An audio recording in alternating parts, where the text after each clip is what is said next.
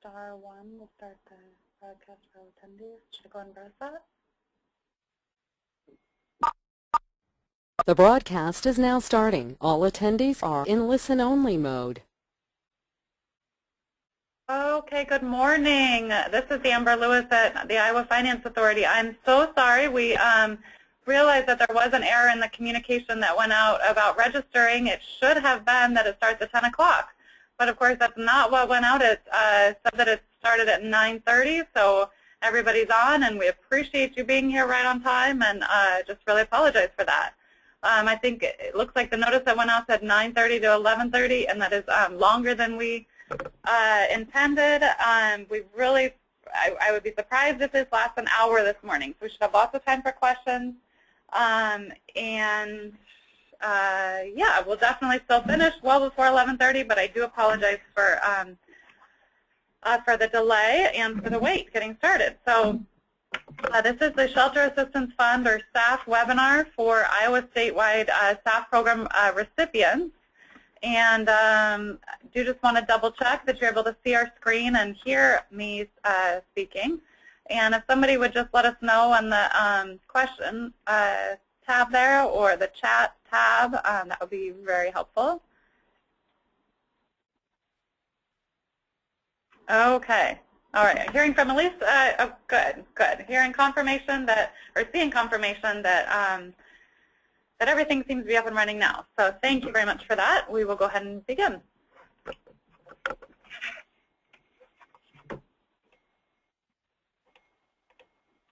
Okay, about today's webinar. The webinar will be posted online afterwards at our website at www.iowafinanceauthority.gov. If you click on Homeless Providers on the left and then go to the link for the Shelter Assistance Fund, we'll get the slides and the recording, barring further technical difficulties, that is. We'll get both of those posted on the website. The webinar, it will be followed by the opportunity for questions and answers. You can also submit questions during the webinar through the tab on the right-hand side of the screen. Enabling the audio just never seems to work real well for us. We get a lot of feedback when we open it up. So we will just probably just be taking written questions, and we'll repeat the questions and provide answers to those that we can today. If there's a question that we are not able to answer today, we will follow up either individually with the questioner or by posting questions at our SAF website. And we'll actually probably pause throughout the webinar to answer any questions that have come in. The webinar today is not intended to substitute for or completely cover or explain all applicable rules and regulations of the SAF program, and agencies are still responsible for following the program regulations. As for presenters today, will be myself, Amber, Judy Hartman, and Josh McRoberts, also from ISA. And our topics today include the following: general information, budget straws and documentation, program requirements, and data collection and reporting. So to begin, general information. The Iowa statewide SAF program. The SAF program is created for the purposes of expansion or cost of operations of group home shelters for the homeless and domestic violence shelters. That's just straight from the legislation. In 2013, the program may support the following specific activities: provision of normal operating expenses for programs providing services to homeless individuals or families, including staff salaries, maintenance, insurance, utilities, provision of essential services, provision of homeless prevention activities, administrative activities, and all other documented normal operating expenses. So that's a mouthful. That is from the administrative rules. Okay. Overview of the homeless definition, because the SAF program, or SAF statewide program, does go by the federal homeless definition used by the U.S. Department of Housing and Urban Development and updated under the HARS Act with the final rule on that that came out, I believe, within the last year. And that's at 24 CFR for the Code of Federal Regulations, Part 91. And go ahead. Oh, yeah. Sorry about that. I think we'll go ahead and click through. and check out where you can find that.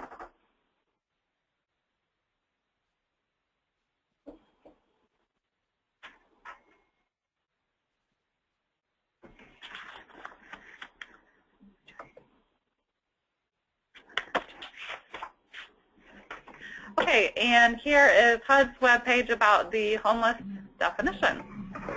And you can find their lengthy details definition at that link on the web.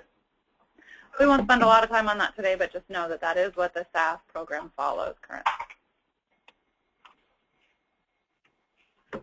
Okay, just for a brief overview of the categories in the homeless definition, we have 4, and the first is literally homeless individuals or families.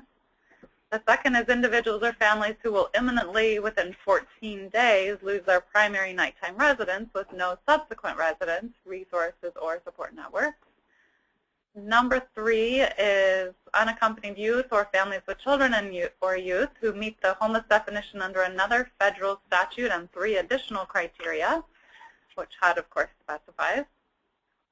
And 4, individuals or families fleeing or attempting to flee domestic violence with no subsequent residence, resources, or support networks. If you're not sure where your program falls in these categories of the definition, then you're going to want to review that definition a little more closely to make sure that you can document and support that the clients you serve are eligible.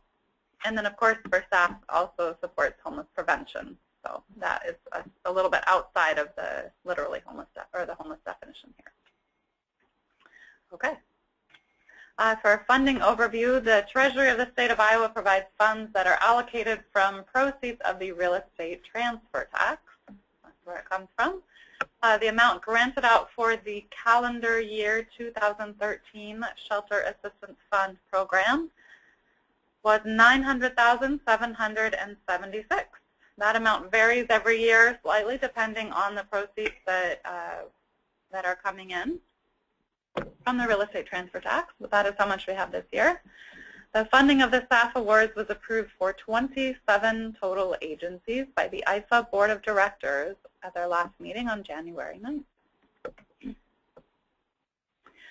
And calendar year is, of course, January 1st through December 31st, 2013. We typically don't allow carryover funds or extensions or that sort of thing. It is expected that agencies use the funds during the program year, and if there are funds left over, then those go back into the general pool to be granted out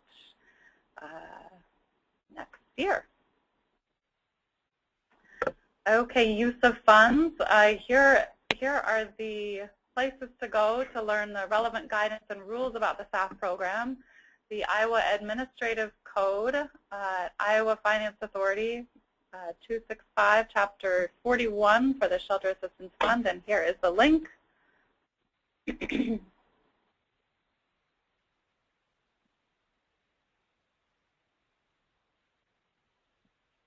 And the way it works for this, the legislators put together legislation. The Shelter Assistance Fund legislation is about a paragraph long. It's very short, so that means that agencies that implement the programs then go on to develop more extensive administrative rules governing how the programs will actually be carried out, and that's what these are here from the Iowa Administrative Code. These are subject to change.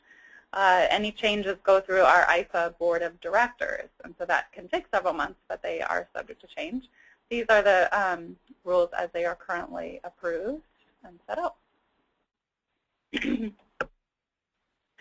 And another place to find guidance and rules on the SAF program is through your grant contract, which I don't believe any agencies have yet, but you will very soon. And then the final place that you might look for guidance is the HAP online system where you actually submitted your SAF application. Agencies should still have access to that system. I believe you can still go ahead and log in, and you can actually see your scores and comments in each area. Okay, I think that's it there. Inspections and monitoring. Monitoring of agencies to ensure compliance will include desk monitoring, and that's when each reimbursement request comes in. And it will also include on-site monitoring to selected agencies. For the on-site visits, usually an agency will be informed in advance of an upcoming monitoring visit. Such visits will typically include a review of selected client files, a review of agency documents, such as current financial statements, the most recent audit, personnel and financial policies and procedures, staff organizational charts, job descriptions for key staff members, etc. And the goal is to ensure that agencies are in compliance with all program rules and regulations, and that organizational policies and procedures are sufficient to ensure accountability and internal control. And continuing on the theme of inspections and monitoring, typically agencies will receive an on-site monitoring visit at least once every 3 years with staff. And these visits may be more frequent if the agency or project is determined to be at risk for noncompliance in any area. And some ways that we determine this include if there have been organizational or project changes, if there have been any local complaints made about the project or agency. Doesn't happen very often, but occasionally. If there are draw requests coming in from the agency that are late, that are incomplete, that are missing documentation, or that have errors, we will be tracking that sort of thing in a little bit deeper and more rigorous way this year. So you want to make sure that you know what you're doing with draw requests, and that if you have questions, that you're asking, so that we can get things straightened out and get everybody on the same page there. And then another factor would be lack of participation in HMIS, which is our data system we'll talk about just a little bit later, or the DV data related trainings, counts, reports, etc. And an example there would be the upcoming point-in-time count, which you probably received emails from Eileen Mitchell at the Iowa Institute for Community Alliances regarding.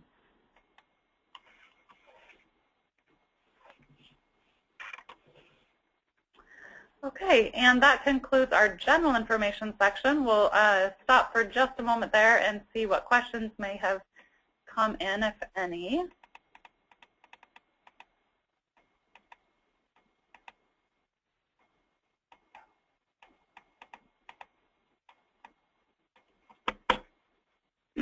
And looks like no major questions yet, so we'll go ahead with budgets, draws, and documentation.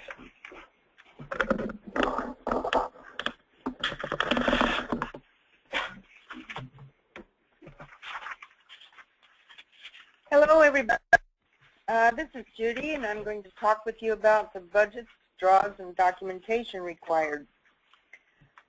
For the, if you've budgeted for essential services, that would include clothing, transportation, counseling, child care services, mediation, and medical services, transitional housing services, case management, and other related essential services for homeless individuals. If you've budgeted for operations, under that category you would put down your staff salaries, building maintenance, insurance, utilities, administrative activities, and all other documented normal operating expenses.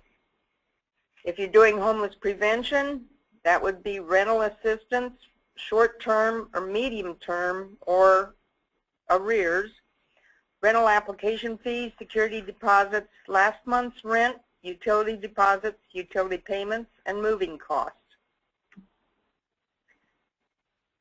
This year we would like to have your draws submitted at least quarterly if you're not going to submit a draw monthly. It must be submitted quarterly. And send them to me, and you've got my email address. You could email them, or you could mail them through the regular mail. All of your draws must be accompanied by the appropriate and complete documentation. Each draw must also include the applicable data report for the time period since the last draw. This year, something new. There are no matching contributions required for the Shelter Assistance Fund this year. So that's some happy news. For your documentation, for your files, you would need to document the client's eligibility, whether homeless or near homeless, make clear case notes, make sure they're dated and signed, and include eviction notices and other documentation. That would be for your file. Now, the documentation you need to send to me would be your signed timesheets. So document the staff time spent on the project and send in the timesheets and payroll reports to me. Also send to me all the other expenses, such as invoices, receipts, canceled checks, to receive the reimbursement for the allowable expenses.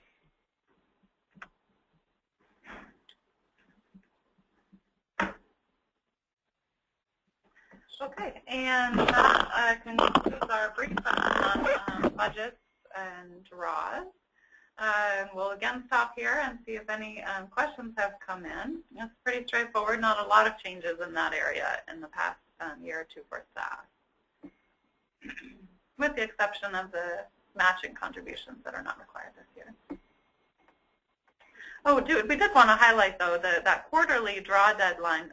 We really do intend to uphold that, and you also notice there was a final draw deadline, and that's going to be something we'll pay more attention to this year. In the past, when we've done ESG, the Emergency Solutions Grant Program, and administered that program similarly to SAF, we had some flexibility in the draw deadlines because we were always waiting on funds from HUD, and so we weren't able to always stick to those strict deadlines last year in particular when funds were particularly late.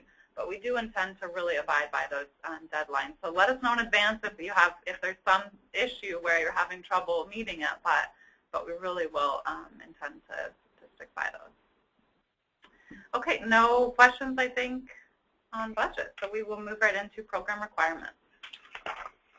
Good morning, everybody. This is Josh, and like Amber said, I'm going to go over the program requirements.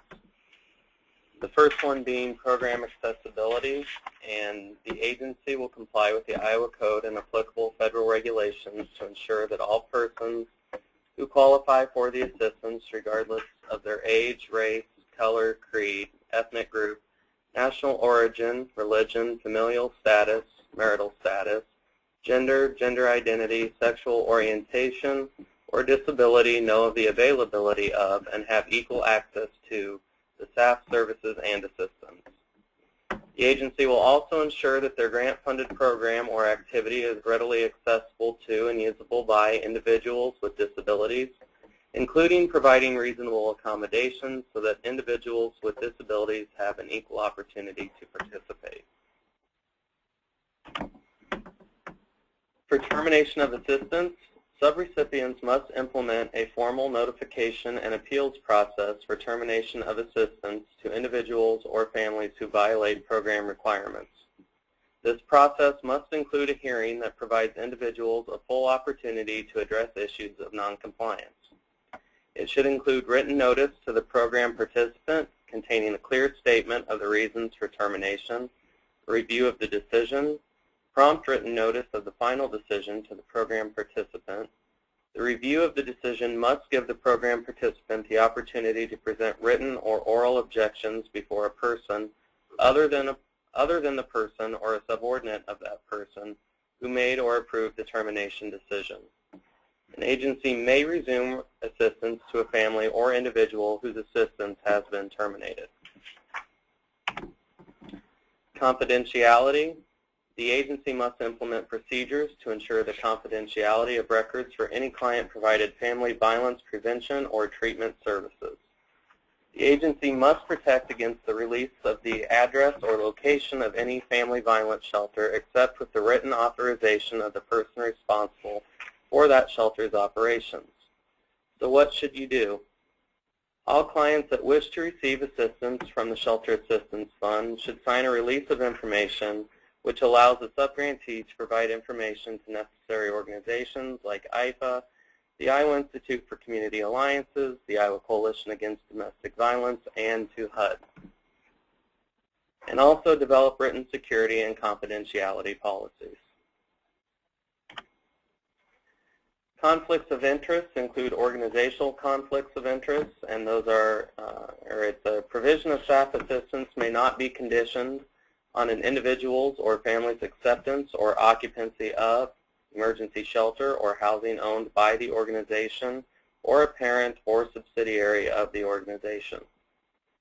Individual conflict of interest. No person who exercises authority in activities assisted with SAF may obtain any benefit from program activities.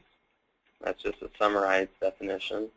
An example would be an agency director owns personal property. It's available for rent, and the agency directs the client to that property and provides rental assistance to move in.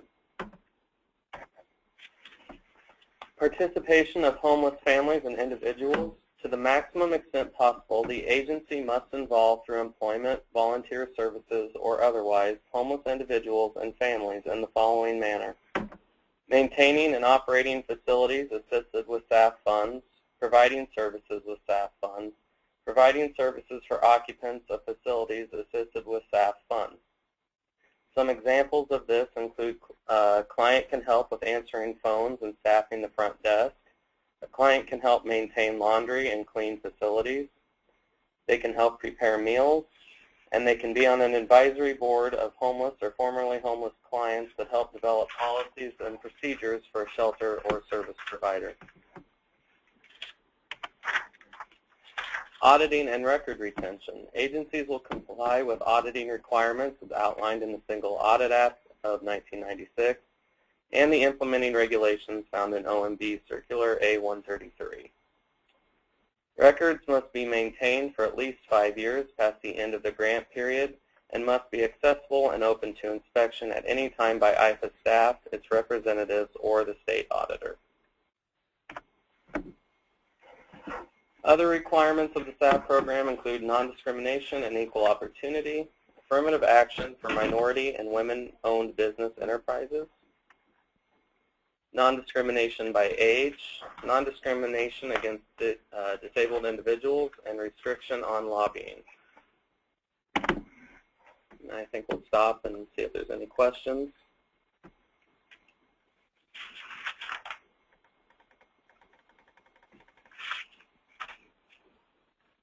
You just click on it.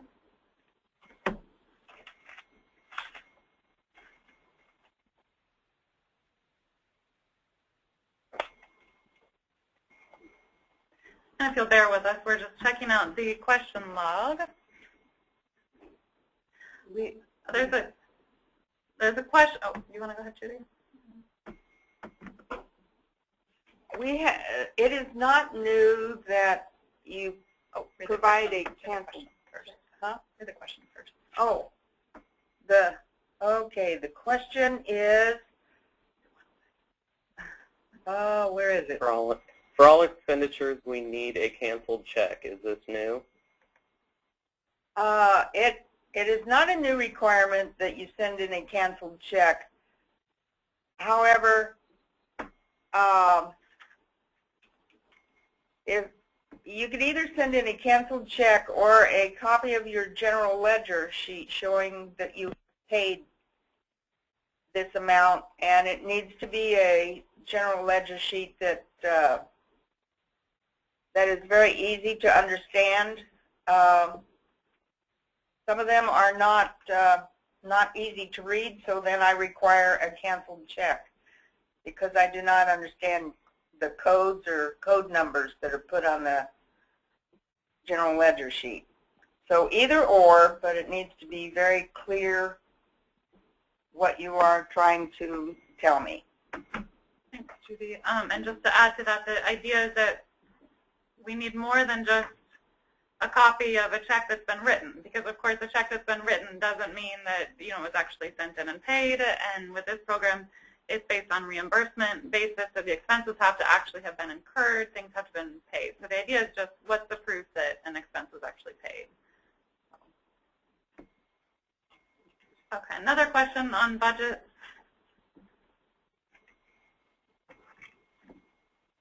And the question was, do we send signed timesheets of, this is worded, not sure about the wording. Let me see if I can make sense of this. That are not. Oh, okay. So the question may be, do we send signed timesheets of salaries that are not part of the expenses for which we seek reimbursement? If that's the intent of that question, it was worded just a little slightly, but certainly if you're not seeking reimbursement for an expense, then we don't need documentation of it. Just for the expenses that you are seeking reimbursement, that's what we would need the signed timesheets for. And just to go back to Judy's statement about general ledgers, every accounting system is different. Some of them are really readable and user-friendly from our perspective, and some are difficult to read and sort through. And when you're sending in general ledgers and it has a lot of expenses, and you're adding those up to the total for your draw request, it just needs to be really clear where where the math is coming from, so that we're not having to guess which expenses you're putting together and submitting. So if it's not clear from that general ledger, you can do kind of a cover sheet or in some way indicate really clearly how you're coming up with your totals. Might seem obvious, but certainly doesn't always happen.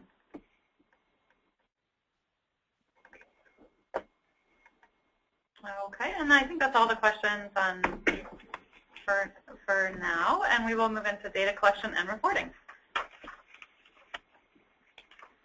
Okay, data collection and reporting is very, very important, and I'll explain why it matters.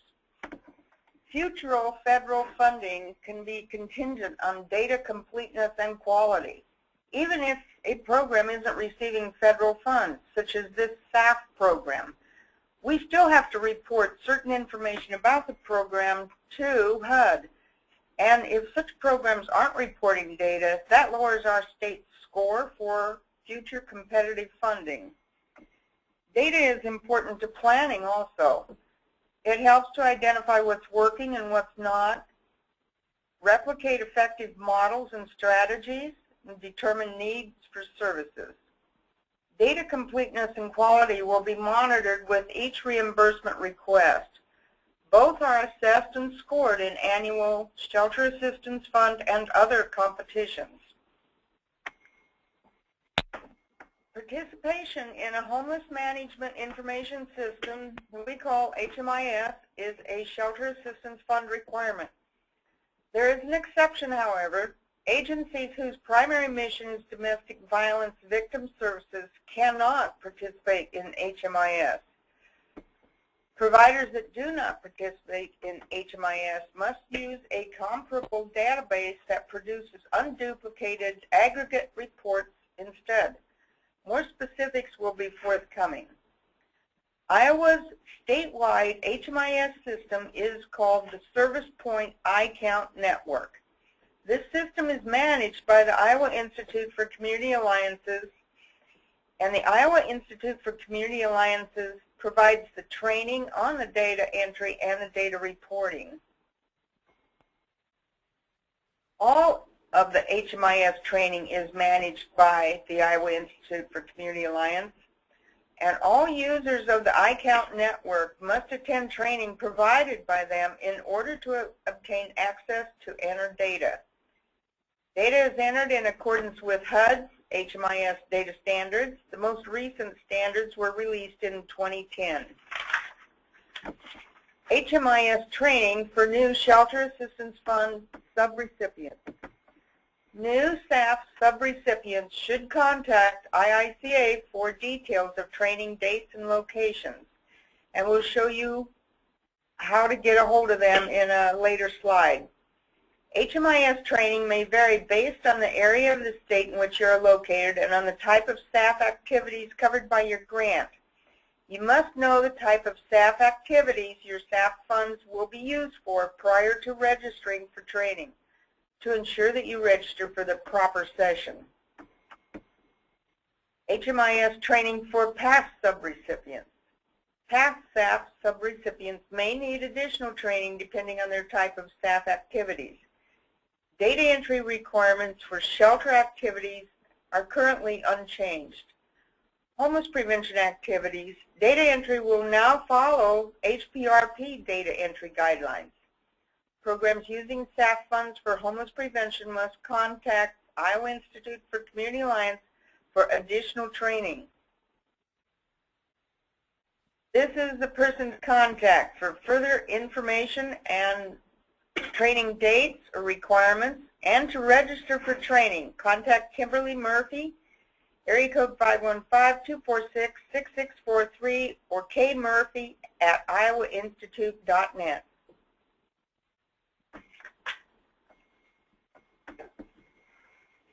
Do we have any questions? And of course, we'll post these slides. You can always access this to know who to contact for various questions that you might come up with after today as well. But that does conclude our brief official training presentation. So we will take any further questions that have come in. And it'll take us just a moment to scroll through and see if there are any others.